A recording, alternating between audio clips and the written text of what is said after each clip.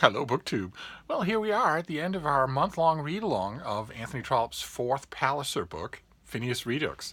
We're reading the last 20 pages, or last 20 chapters today to finish out the novel, and we ended last time with Phineas Finn unexpectedly on trial for his life. Right in the middle of the stately progression of a political novel, in a political sequence, we get a return to the kind of thrilling sensation novel plot that occurred last time in the Eustace Diamonds, where we followed the misadventures of Lizzie Eustace and her fabulously expensive diamond necklace. We weren't set up for that in this book. We were set up for Phineas Finn returning to London politics and slowly rising to the top again. It's been the source of his ambition. It's been the dream of his life. We just expected that that would happen in this book, and that maybe the most dramatic plot would be Lady Laura Standish, who became Lady Laura Kennedy, but who loves Phineas Finn, and who he was going to propose to right before she told him that she had married Mr. Kennedy, who in this book turns out to be dangerously unhinged. The most we could have expected at the beginning, the first half of this book, would be that plot line would continue. There would be some dramatic resolution when it came to Mr. Kennedy and Lady Laura. Maybe one that would bring the two of them together, although by halfway through this book, you'd have to be pretty much a block of stone not to see that it's Madame Max Goesler, a wealthy widow who has been close to the Palliser family because of her very touching friendship with the old Duke of Omnium, is the person who truly loves Phineas and who he truly loves. Even so, there would have been enough narrative tension there between those two, with Mr. Kennedy thrown in, to carry this book through at a stately Trollopian pace all the way to the end. But instead, we get a murder trial thrown in. And because we ended last time with Phineas Finn on trial for his life, and because Trollope is Trollope, there is no way possible that in the 20 chapters that we're reading today, Trollope is not going to indulge in a murder trial. There's just no way that this author is going to let that happen off stage. And he doesn't. I do apologize also. Last week, I think, when I held up the book, the very first time that I met Anthony Trollope, I referred to him as Henry Trollope. I think I did that last week. I haven't actually checked. I'm just going off memory, but I think I did that, and I think there was a reason. There was a reason for it, because I am studying up on the real historical person, Henry Trollope, who led a pretty fascinating life as a British Royal Navy captain. Lots of incidents in his own life, and a friend of mine is strongly considering pitching for a book contract to write about him, and I think that would be fascinating. So I'm here to help if I can. But anyway, Trollope doesn't resist. Anthony Trollope doesn't resist the pull of a murder trial. He takes us through the murder trial. Phineas is miserable. He's being held in jail in luxurious circumstances. He has as many luxuries as his wealthy friends can afford him, and he gets to have lots of visitors. Could be a lot worse. And believe me, Trollope knew how bad that could get. There's an irony involved in how cushy Phineas has even his own durance vile. And the trial kicks into gear. We know that Phineas had joked at his nightclub after a very acrimonious and very public quarrel with Mr. Bonteen, the dead man. Phineas joked with his friends at that very moment that he had a bludgeon, one of the fashionable things that young men were carrying around the city to protect themselves at night, that he really fancied, and he pantomimed using it on Mr. Bonteen. An innocent enough joke, provided the person you joke about doesn't end up dead, bludgeoned to death by a bludgeon that is found, and there's eyewitness testimony. Lord Fawn, a perfectly useless character that has cropped up a number of times, including all through the Eustace Diamonds, testifies to the police that he saw someone wearing a coat very much like the coat of Phineas Finn, walking very much like Phineas Finn walks, at the exact moment, in the exact place, which is extremely unlikely if it's not the murderer. Mr. Bonteen had also argued with Mr. Emilius, the oily preacher man, who also turns up in the Eustace Times. And Mr. Emilius is already on remand for bigamy. So he's already known to the police, to use the phrase. But all the evidence seems to be pointing at Phineas Finn. And the trial kicks into gear. And because Trollope has a murder trial to write, of course he's going to need a barrister. And he gives us one. One of the standout inventions of this last section of the book is Mr. Chaffin Brass, the lawyer, the person who is trying to defend Phineas Finn against a pretty solid case. And we learn a lot about him. There's some choice bits of savagely ironic description about him.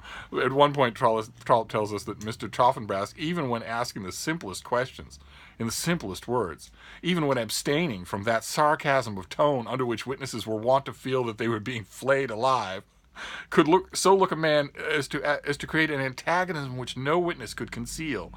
In asking a man his name and age and calling, he could produce an impression that the man was unwilling to tell anything, and that therefore the jury were entitled to regard his evidence with suspicion. And at one point, Chaffin Brass is Olympianly disdainful of the witnesses who are being called against Phineas Finn. He thinks, or at least he wants the jury to think that he thinks that the case is as flimsy as could be, that you could not convict, one might even say, on an unrenewed dog license, on the strength of the evidence presented. And at one point, I mean, Trollope is already indulging himself by giving us a murder trial in the middle of a political novel.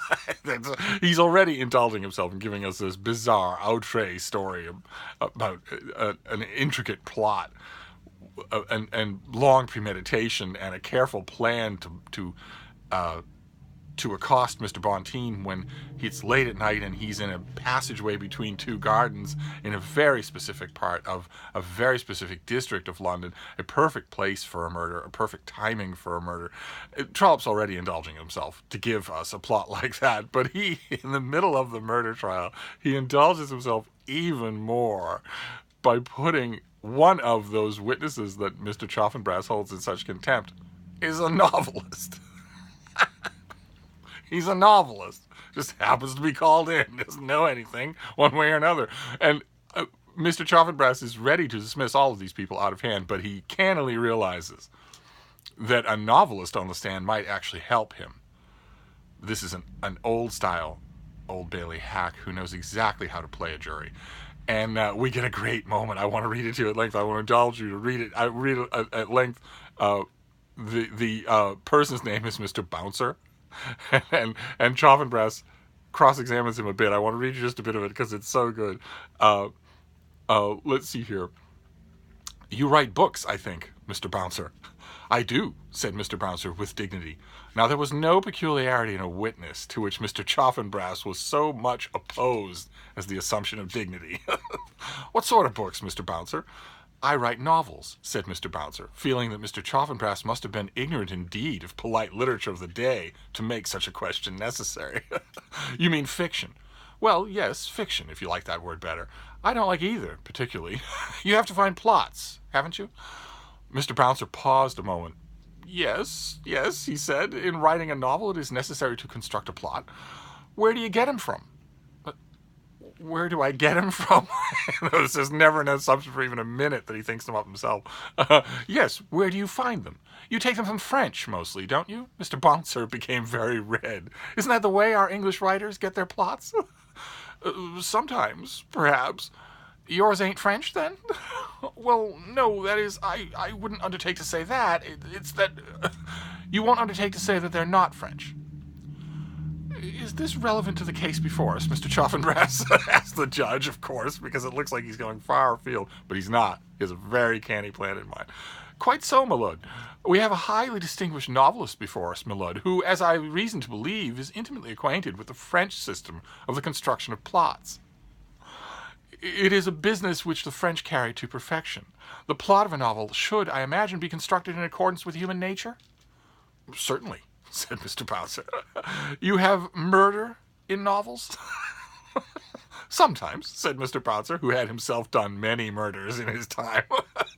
Did you ever know a French novelist have a premeditated murder committed by a man who could not possibly have conceived the murder 10 minutes before he committed it? With whom the cause of the murder anteceded the murder no more than 10 minutes? Mr. Bouncer stood thinking for a while. We will give you your time, because an answer to the question from you will be important testimony. I don't think I do, said Mr. Bouncer, who in his confusion had been quite unable to think of a plot of a single novel. And if there were a French plot, that would not be the plot that you would borrow. Certainly not, said Mr. Bouncer. And then Mr. Chaffin Brass goes on to ask him if he ever reads poetry. And he hauls in Shakespeare and talks about famous murders in Shakespeare. And his point in bringing that up, aside from making a fool of Mr. Bouncer in front of the jury because he can't stand it when a witness tries to act dignified, is a point, apart from doing that, is to underscore in the jury's mind that there was no way possible for Phineas Finn to do this murder. It was carefully premeditated. That much you can tell from the circumstances of the murder themselves. And as a famous American jurist once put it, circumstances cannot lie. Chaffin Brass's point is that this took premeditation, and in Phineas Finn's case, no matter what the circumstantial evidence looks like, he couldn't possibly have committed premeditation. He couldn't possibly have thought of the crime ahead of time and planned it that way. But it doesn't matter. It's looking very bad for our boy.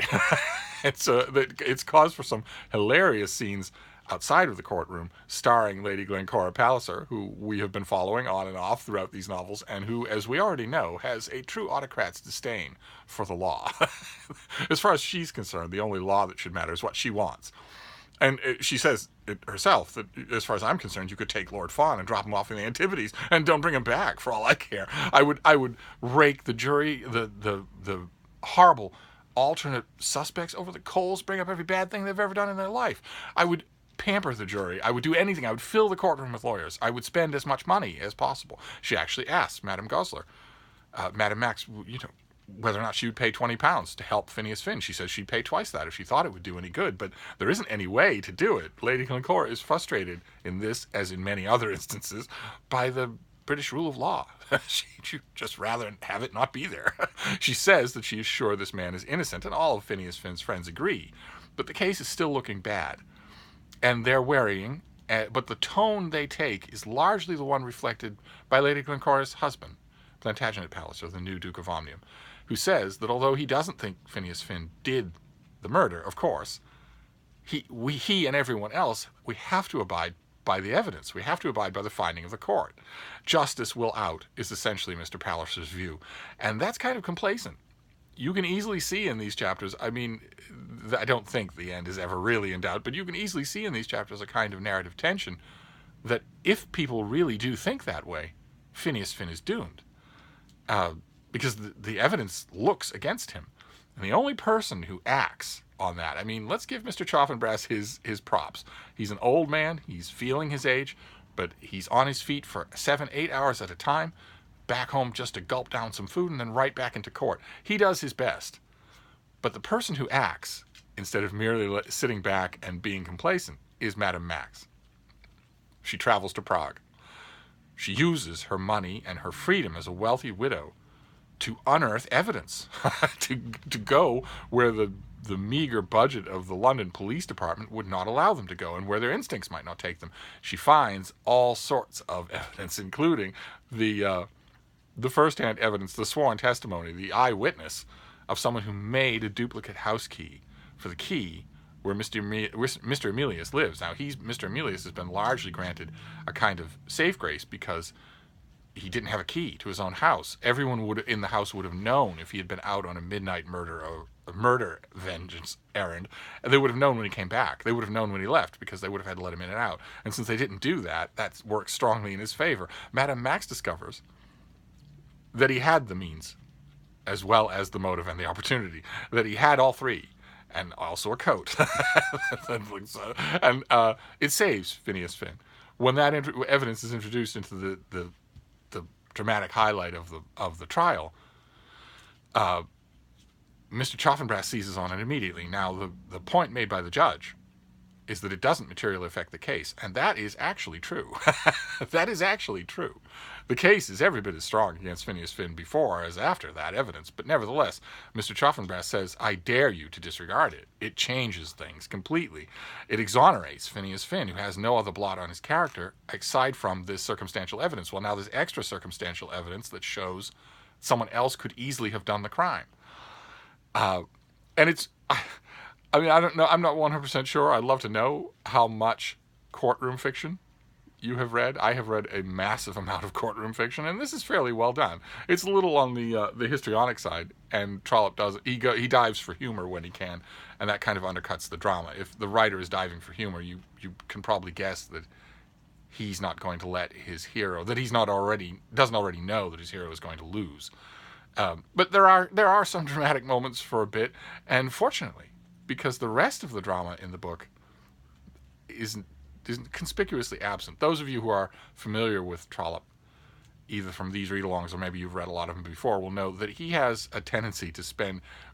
These books were originally issued in multiple volumes, and he was criticized a little gently in his own day, and it's definitely true when you look at it in hindsight. He has a tendency to comfortably wind up his books for almost the whole length of the third installment, the final installment of the book. Almost the whole length of it is Anticlimax. It's not an accident, and it's also, I would argue, not an artistic failing. Trollope is a master of leaving the reader feeling incredibly satisfied.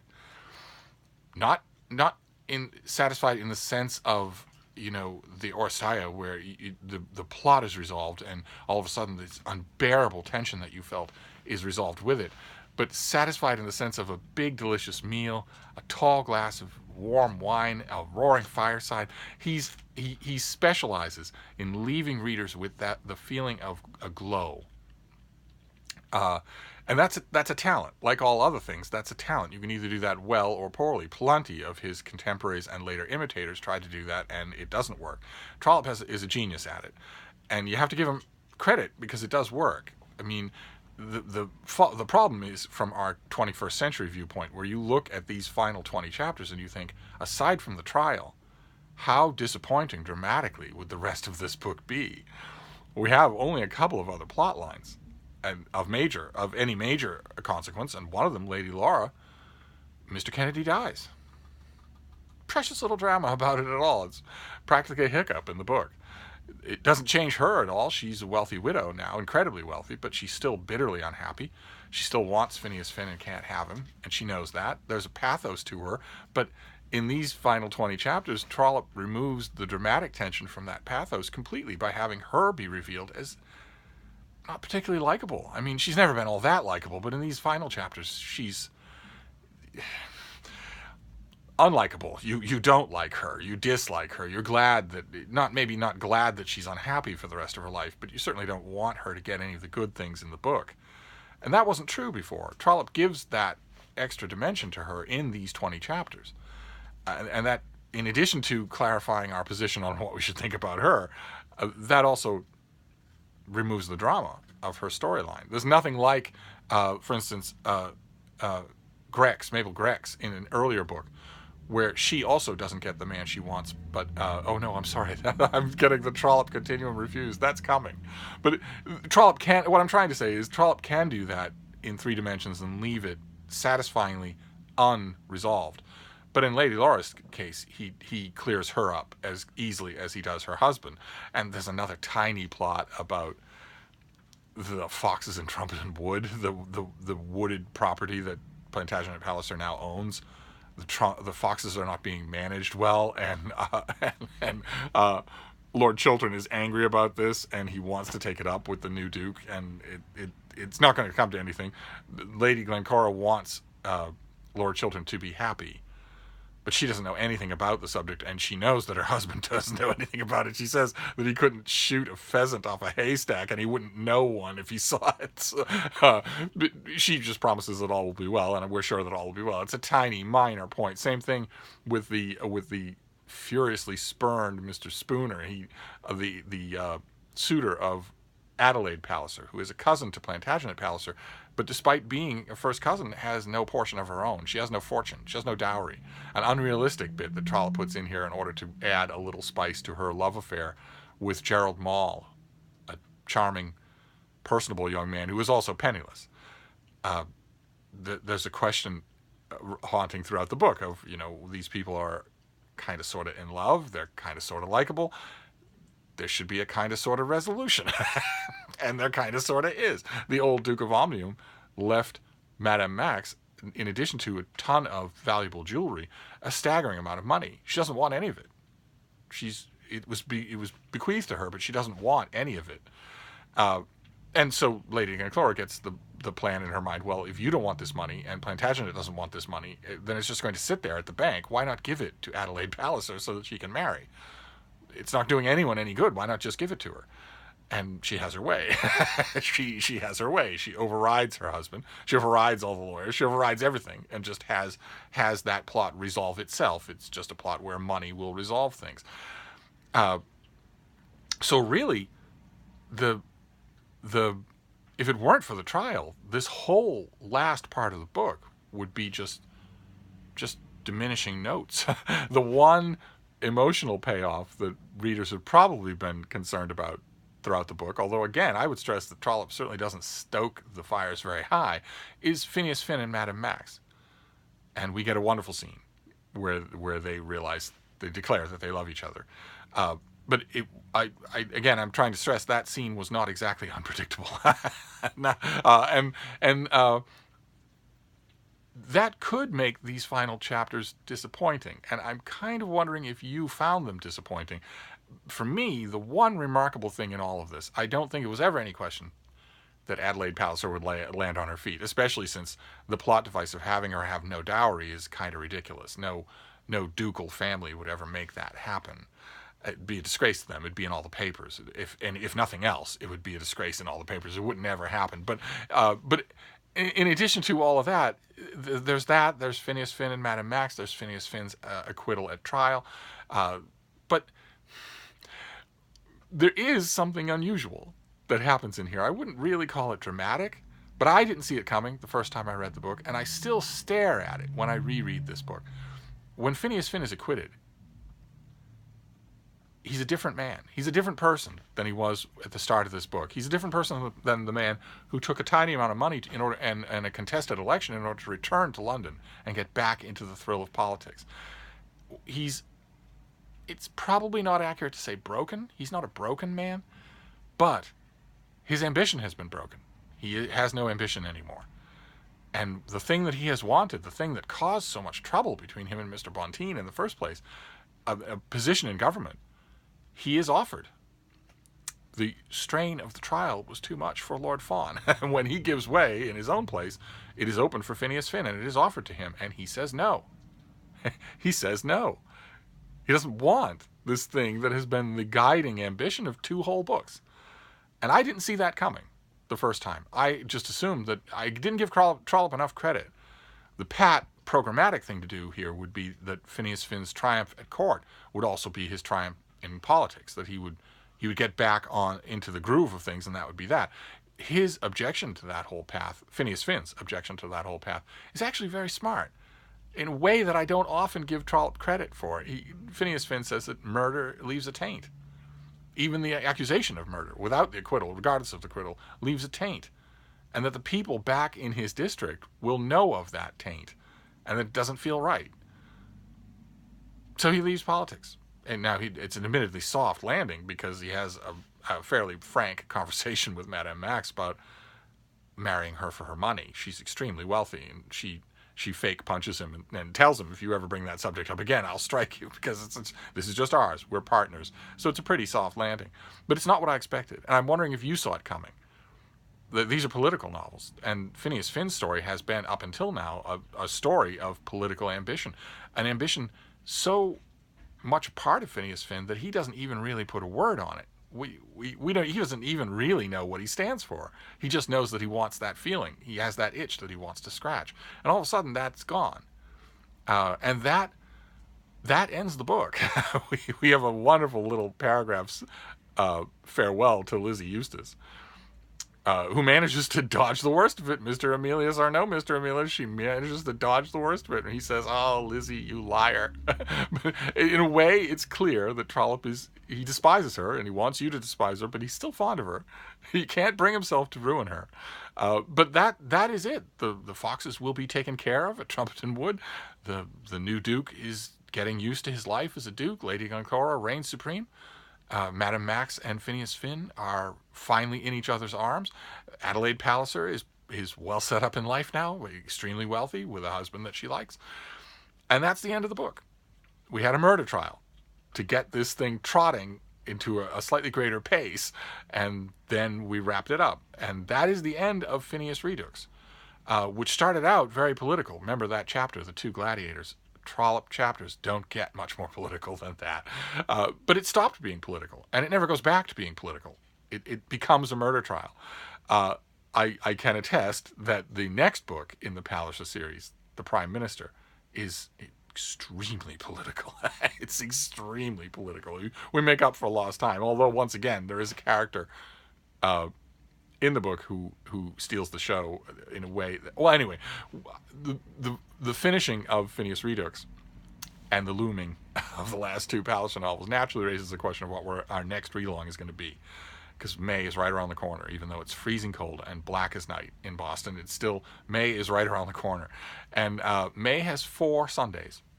And we're going to do read-alongs every Sunday from now to the end of time. May has 4 Sundays, as far as I can remember. So if we're done with Phineas Redux, that raises the question of what we're going to do next.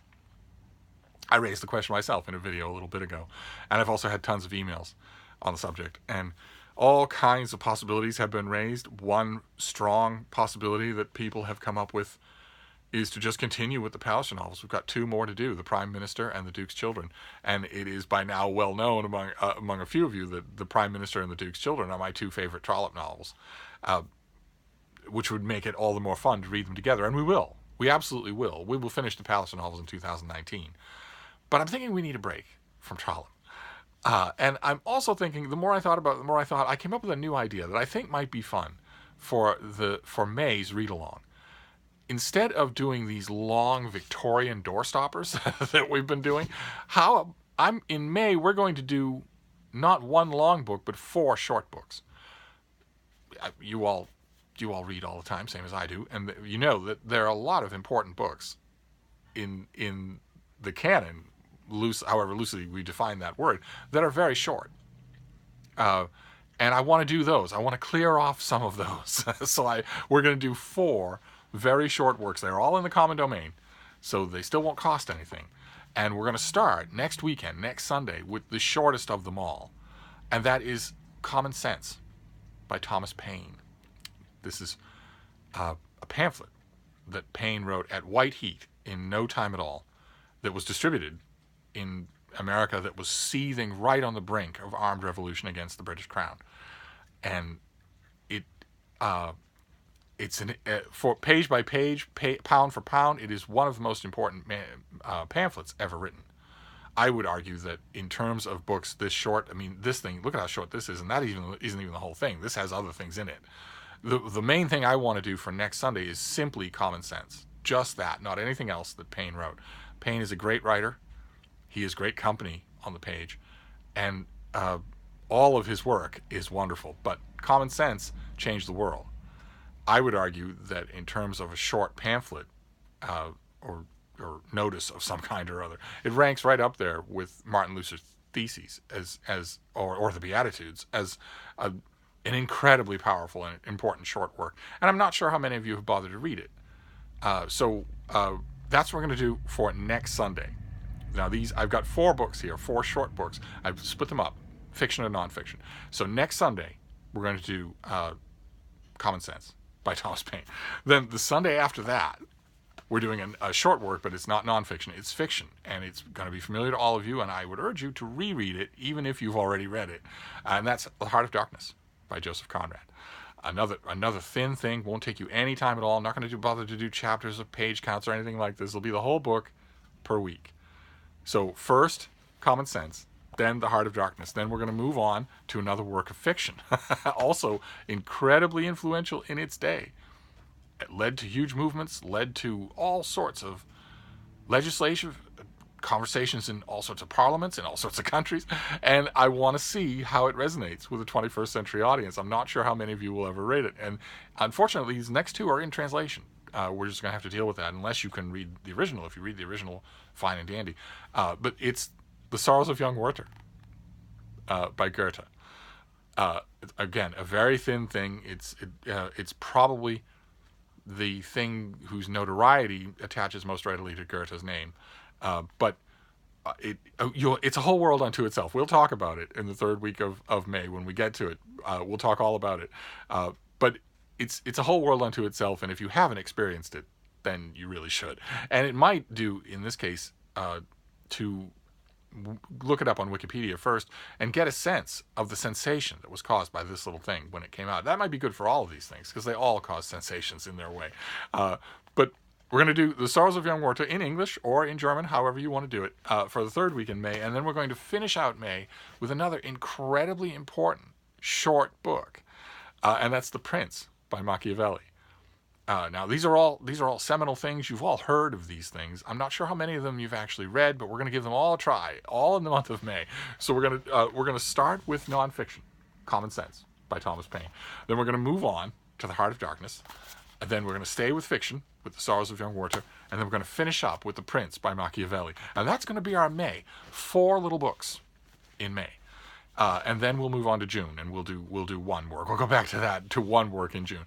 So that's what we're going to do starting next. So the thing to do is find a PDF or